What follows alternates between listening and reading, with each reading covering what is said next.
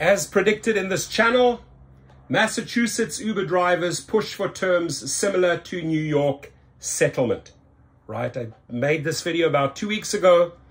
Once you know that the shenanigans have happened, wage theft, right, and other types of theft by Uber and Lyft, the other states will jump in. So $328 million settlement in New York is the beginning.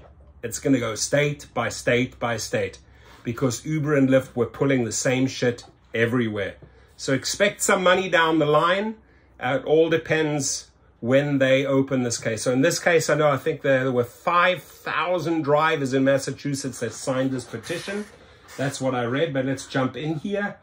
A landmark labor settlement between the New York Attorney General's office and ride-sharing companies has inspired, right? Has inspired. And then if I can inspire state by state by state, right? File your lawsuits, ladies and gentlemen.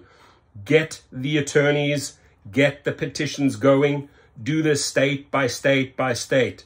Whether it's Florida, whether it's Texas, every driver should get those stolen wages back, right? Because they've done the same shit in every state. Overseas, sign your petitions, get your attorneys going, get the stolen wage or wage theft back, right? So why it matters. Other states are watching Massachusetts closely as a ballot measure fight heats up between union-backed drivers who want the protections of employees and ride-sharing companies who say it would cost drivers flexibility. Catch up fast. Uber and Lyft agreed to pay a combined $328 million to New York last month to settle allegations that the ride-sharing companies illegally withheld wages from drivers and failed to provide mandatory paid sick leave. State by state by state. Mark my words. Uber and Lyft must pay drivers outside of New York City a guaranteed minimum of $26 per hour, which will be adjusted each year for inflation. New York City drivers already get guaranteed minimum earnings. And they had to fight for it, ladies and gentlemen. This just didn't come out of, nowhere. They had to fight long and hard for this. They must also give drivers compensation breakdowns and paid sick leave.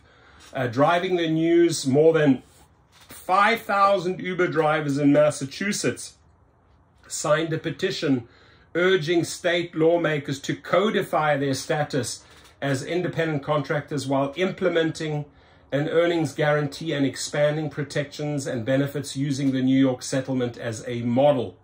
The other side, Gabe Morgan, 32BJ SEIU Vice President, said lawmakers should act to ensure ride-sharing drivers can get unemployment, workers' compensation, and minimum wage, as well as the right to organize and collectively bargain.